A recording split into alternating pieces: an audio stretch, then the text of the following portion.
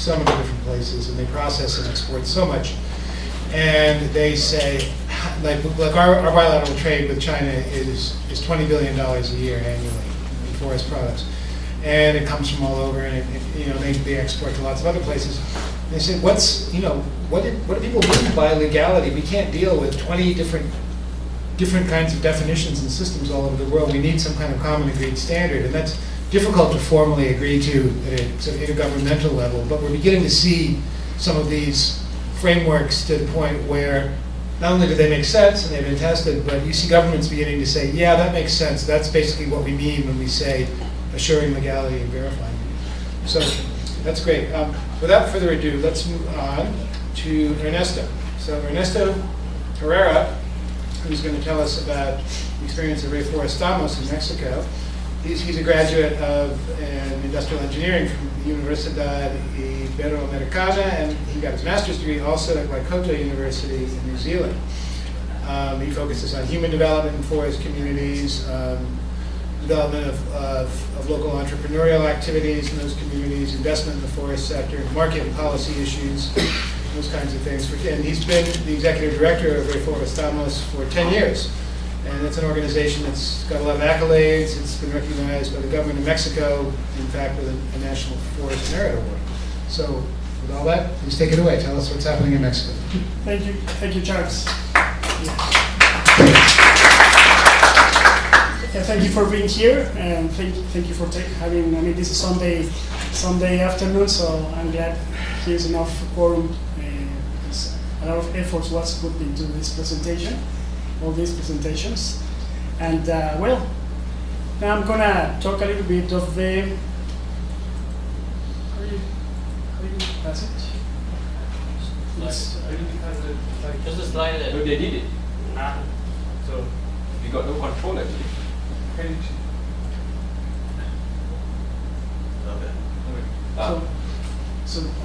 So I'm going to a little bit speak about the Mexican forest context, just to get to make you familiarize with the Mexican forest.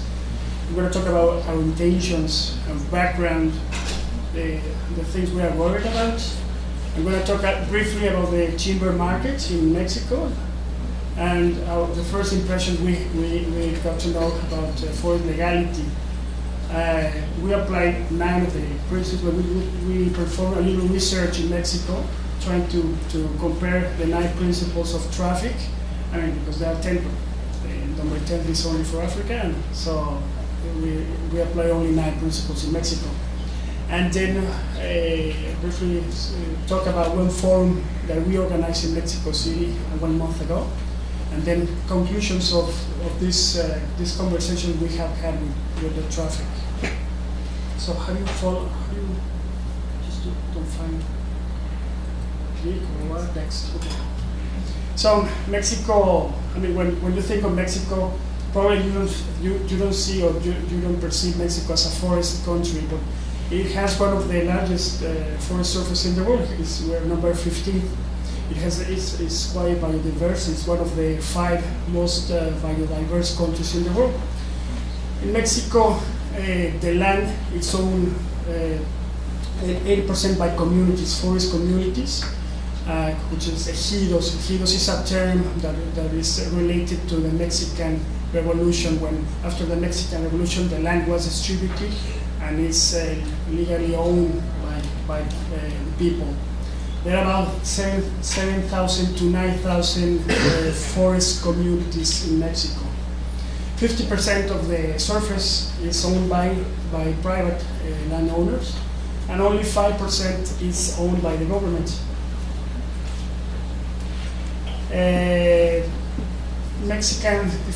There's deforestation and degradation in Mexico. We are losing about 150,000 hectares every year. That is roughly the size of the Jeju Island. So it's okay. So it can make you have an image of the problem. It's a lot has been said about deforestation, but not much about degradation. And we don't really know how much the forest degradation, especially in the temperate forest, is related to illegal logging. It's something we have to understand more. So what we want, so we want all the sectors in society, government, private sector, NGOs, to talk about sustainable forestry management. So we have been supporting the private sector and local communities to work together and develop sustainable forest-related supply chain. So we have worked with communities, trying to make them more competitive, more productive, so they can reduce costs and compete better in the marketplace. And we're also working with the private sector, trying to understand communities, so they develop suppliers, and so we are getting there.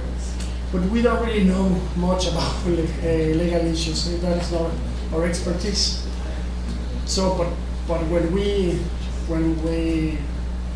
talk with communities, they are desperate because sometimes they are selling certified wood under FSC standards, and they are competing not only with wood coming from Chile or China, or they are competing locally with the legal wood. So this is terrible for the business environment, and it's something we are trying to make better. In terms of the market, so Mexico has a large population. We are about 112 million people, and we are a net importer. Like we are consuming, Mexico's importing 75% of what it consumes. And it says that 50% of the Mexican produced wood comes from the illegal market, from a legal source. And the problem is that the consumers are not really aware. So people don't know, and companies are just purchasing and have no idea about the problem. In terms of the supply side, so I was telling you that there are 7,000 community-based forestry communities that are owning the forest. There are very little forest plantations in Mexico. There's like 1.1 million hectares, so this is not relevant in comparison to Chile, for example, that has like 3 million hectares of forest plantations. Much of them are certified under FSC standards. So, so if we talk about forests, we're talking about natural forests in Mexico, and they are owned by communities. There's like one classification of those communities in terms of how much they are managing their forests. The type 1, the type 1, we're talking about communities that are not managing their forests. They don't have a permit to manage, and they might be illegal extractions, or they might not. There's very little information about that. The type 2 communities are those that have a permit, and they allow others to come and cut the trees and take them away. The type 3, we're talking about those communities that are managing the forest, they cut and they sell the trees. And type 4 are the ones that have sawmills, and they are selling products, so they are doing. They are participating better in the market.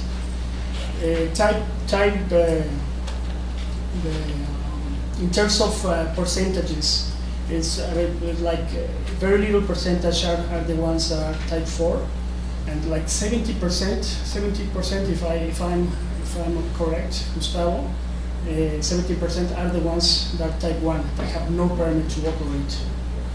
They are managing roughly like 8 million hectares in Mexico, and the contribution to the GDP, it's about it's 0.8%. So it's very little contribution, and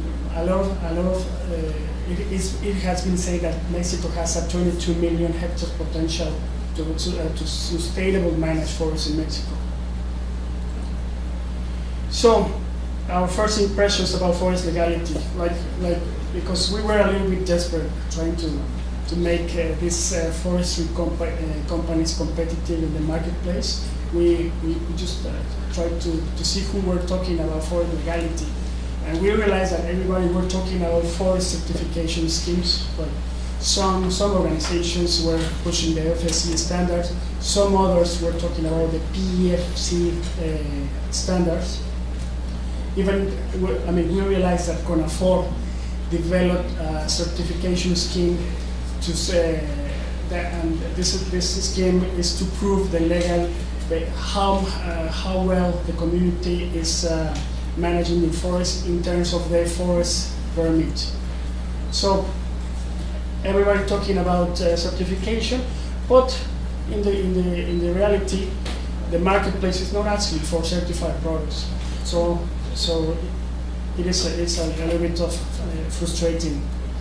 So then we came out, we wanted to talk about it in the IUCN, and that is the way we met Chen and Traffic, and we exchanged ideas about the 9 principles, and we performed a little research in Mexico. So we hired a law firm at the beginning, and they made a first proposal. It was a very expensive proposal just to study fully all these issues.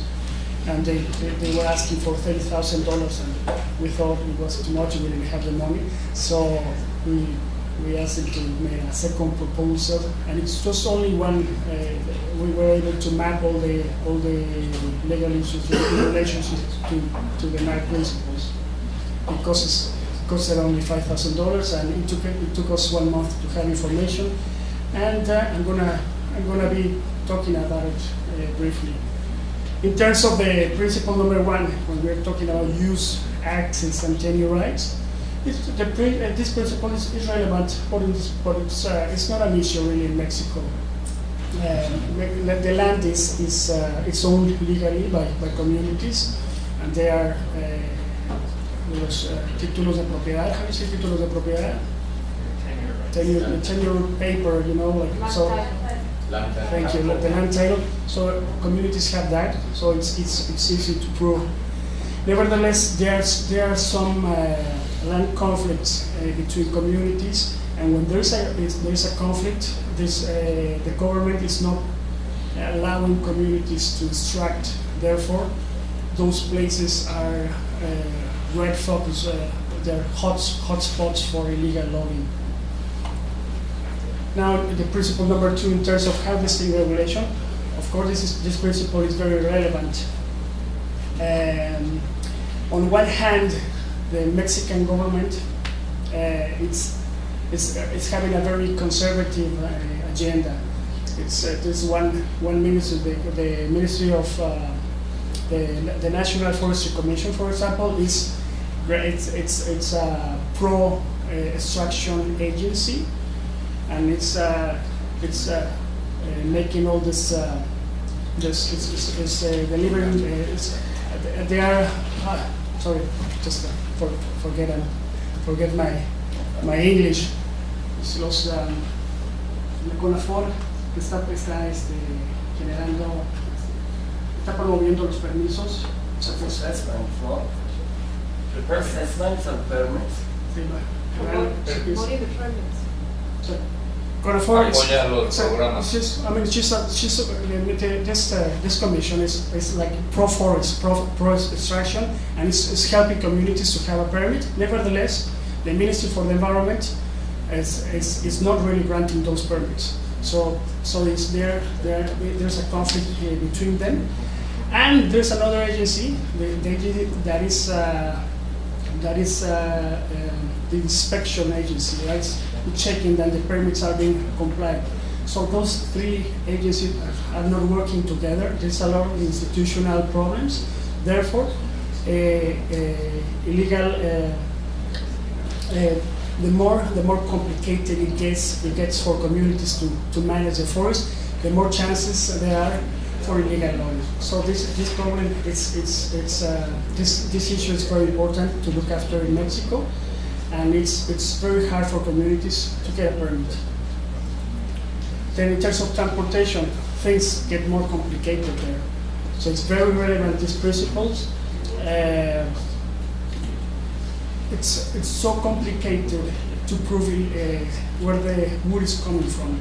You see buses with logs everywhere in Mexico, but some of those trucks don't even have plates. So, and no one is stopping them. So it is terrible. So we don't have an answer to this problem yet. In terms of principle 4, processing regulations is also a very relevant principle. You know, like there are sawmills, that are owned by communities, but there are also sawmills that are owned by large corporations.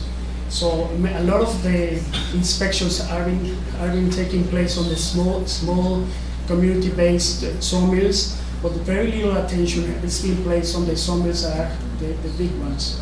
So some experts are suggesting that more legal framework should be placed on this area. In terms of import and export regulations, there's very little information in Mexico about how much wood is coming from Central America or South America. So we need to have more conversations in this area, more research needs to be performed. In terms of environmental regulations, I don't think it's a very relevant topic because the permits are including environmental issues. Therefore, in terms of forest management, I mean, of course, we talk about the industry of paper, of environmental principles should be taken into account, but the paper industry in Mexico is very little. In terms of conservation regulations, we don't really know. I mean, I was having a conversation in this Congress. There was one guy from Mexico who was saying, I'm so concerned, he was complaining that he was concerned because the Mexican regulations for granting permits for extraction in forest are not taking into consideration many species such as amphibians. So this principle needs to be discussed further. In terms of social regulations, it is very relevant. People that are working in the sawmills in the forestry sector are not really protected by law. So it's not a matter of wearing a helmet, just because I mean some of these companies are certified on the FSC standard, and it's just because they are wearing helmet. I don't think it's enough. In terms of taxes, fees, and royalties, communities don't have to pay taxes, so it's okay. So it's easier for them, and of course, this principle then is relevant for those larger companies, big industry that are purchasing and transforming wood from the forest. Then, so that's briefly about the 9 principles in Mexico. Then we organized an event with Forest Legality Alliance. It was 1 month ago. It was the first time in Mexico that a multi-stakeholder forum was gathered to discuss legality. At least it was the first time in 10 years. And I believe that many people were interested to go because of the lazy and flighty environment. So some of the most important outcomes of this event is like everybody agreed that more research should be performed in Mexico and in collaboration with the Ministry for the Environment, and they all want to collaborate and participate in further discussions and working groups. Then my conclusions is that it is good to talk about certification in Mexico, but first we have to talk about legality. There is an institutional framework in place, but we have been placing too much attention on the forest grounds, like the Profepa, the inspection authority is going to the forest chasing the illegal loggers, but not much attention has been placed in the marketplace. So the more complicated it gets for communities to comply with the legality framework, the less chances we're going to have to fight illegal logging. And this we are The times in Mexico are not easy. There's a lot of corruption and violence. So I just hope it's going to take a few more years just to solve this. We have to be working on better, fast, more transparent, and less costly granting permit processes with communities. As I mentioned before, we have to be focusing attention on the market, and we should be placing more attention on those larger industries that are purchasing wood from Mexico and other countries. So and we are going to be very happy to be facilitating more dialogues and discussions in Mexico about this. Thank you very much. Thank you very much, Melissa. Yes, some very interesting things. Three just quick things came to mind of interest: the importance of land tenure and how different it is in Mexico, that you have mainly smallholders who and ejidos who actually have land tenure. That's a very different situation from many other countries where the state claims to own all the forest land and doesn't really control it and doesn't really recognize the rights of the people who have been living there a long time. That creates a different situation. Small and medium enterprises and local communities as producers trying to comply with legality. Very different situation from big companies trying to do it. Has a whole different set of challenges.